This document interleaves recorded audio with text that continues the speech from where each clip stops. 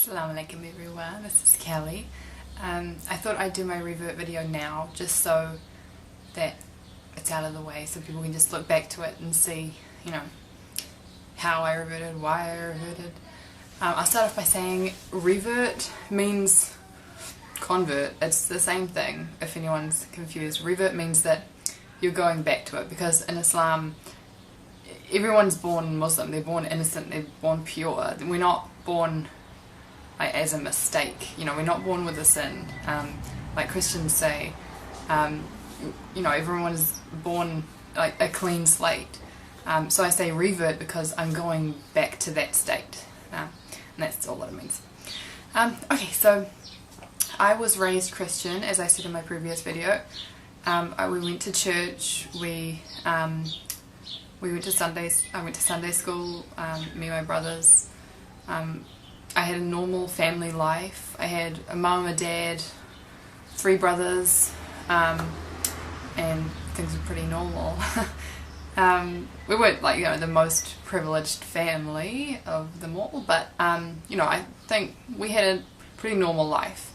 My parents divorced when I was 8, and I went to live with my mum here, and that's when things sort of started getting a bit weird.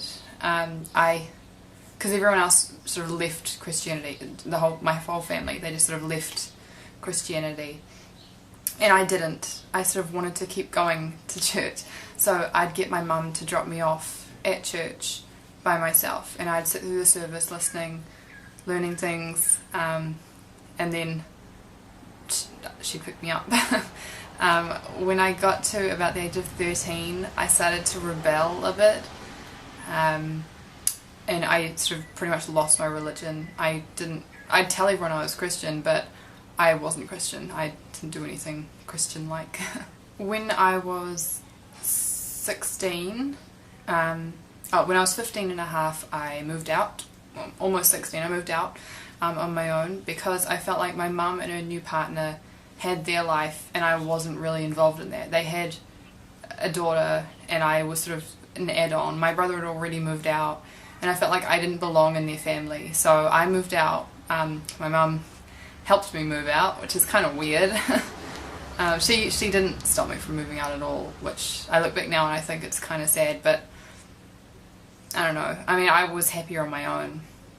So, yeah.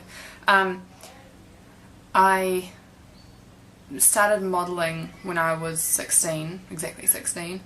And they kept telling me, oh, you're gonna, go to Milan, you're gonna do this, but all you have to do is wear a bikini and lose 4 inches off your butt. And I was like, at the beginning I was like, yeah, I can do that.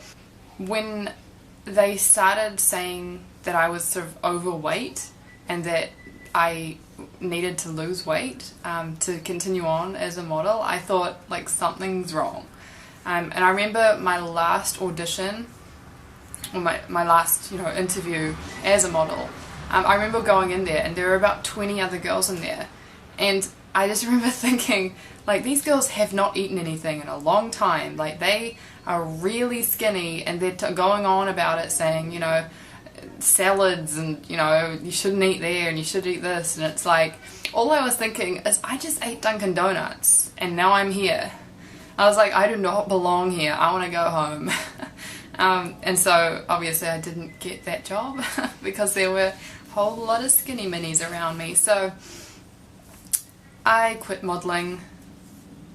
I don't think it was because of Islam. I think it was just more of me as a woman knowing my limit, because there was no limit with modelling.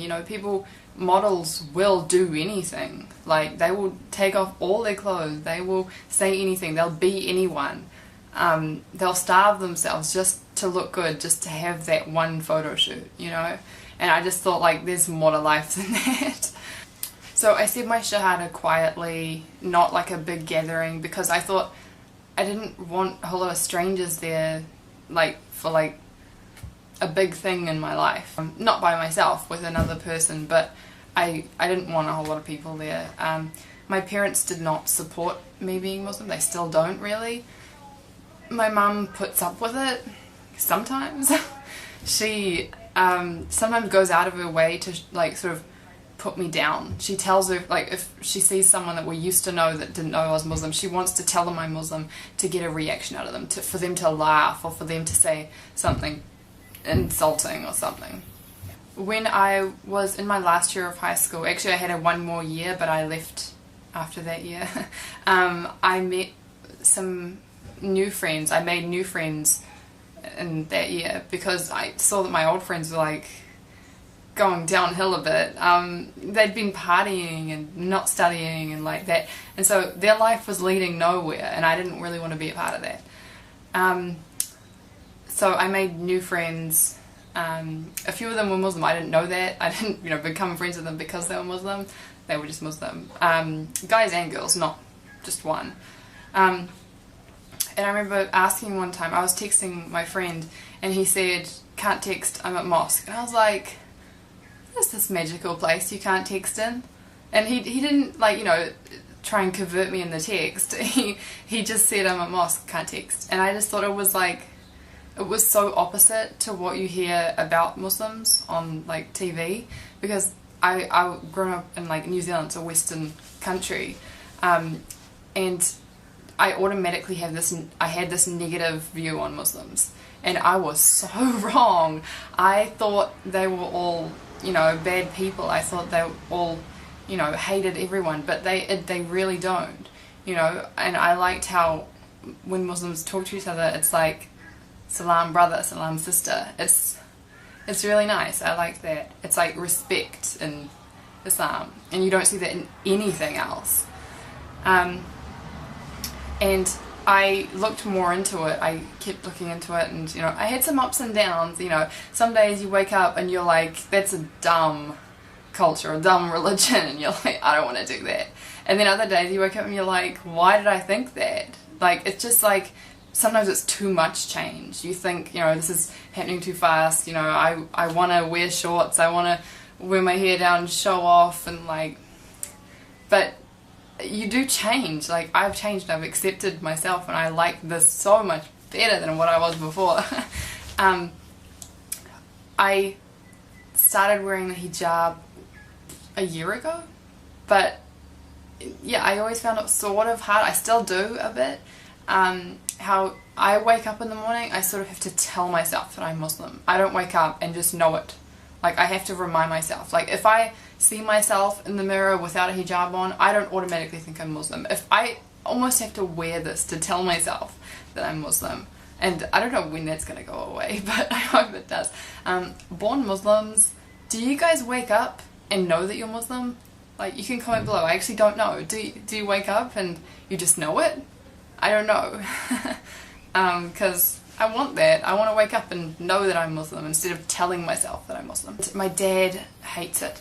Like, every time I see him, I hardly see him now because it got so hard. Every time I see him, he always reminds me that I'm going to hell. He's always telling me, that unless I do it this way, I'm going to hell. He's Christian, but he's his own Christian. He's not Baptist. He's not anything like that. He doesn't go to church.